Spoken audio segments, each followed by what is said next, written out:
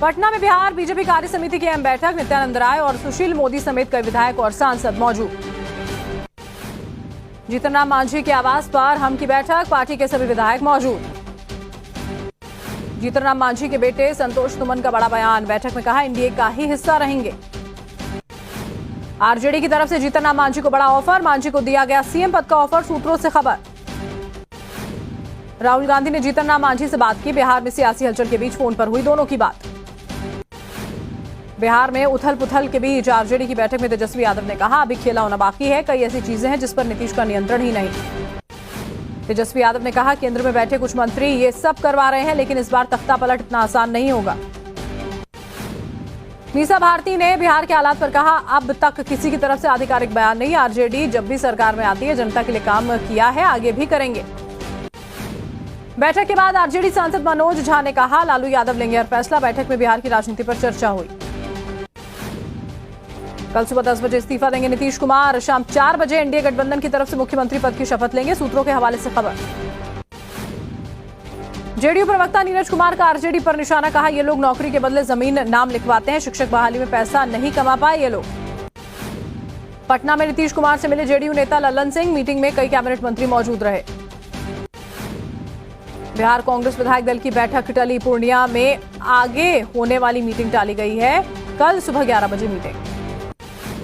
तारिक अनवर का नीतीश पर निशाना, कहा नीतीश की विश्वसनीयता खत्म, नीतीश के जाने से गठबंधन पर फर्क नहीं, कांग्रेस हर चुनौती के लिए हमेशा तैयार। बिहार के सियासी घमासान को देखते हुए कांग्रेस का अहम फैसला, छत्तीसगढ़ के पूर्व सीएम भूपेश बघेल को वरिष्ठ पर्यवेक्षक नियुक्त किया गया। जेडीयू नेता केसी त्यागी ने कहा कांग्रेस के गैर जिम्मेदाराना और अड़ियल रवैये की वजह से टूटने की कगार पर इंडी गठबंधन।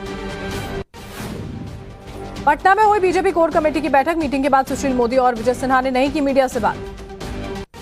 बीजेपी नेता गिरिराज सिंह का दावा, कहा तेजस्वी को सीएम बनाना चाहते हैं लालू, पुत्र मोह में ये सब कर रहे हैं। बीजेपी की बैठक के बाद सांसद गिरिराज सिंह ने कहा पहले नीतीश कुमार इस्तीफा दें, फिर बीजेपी अपना रुख साफ करेगी। इंडी गठबंधन पर सुधांशु त्रिवेदी का बयान, कहा नकारात्मक आधार पर बना गठबंधन कभी पूरा नहीं होता, विपक्ष का गठबंधन विरोध से भरा गठबंधन।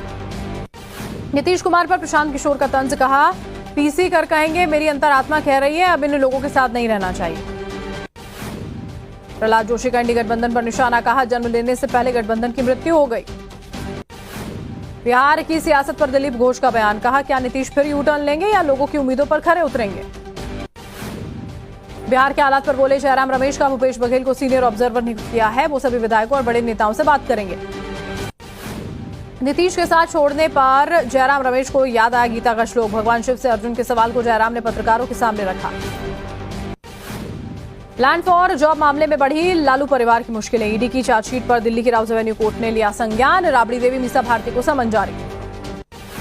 लैंड फॉर जॉब मामले में अदालत ने सभी आरोपियों को 9 फरवरी को पेश होने को कहा, ईडी ने राबड़ी देवी मीसा भारती समेत कुल 7 लोगों को आरोपी बनाया है।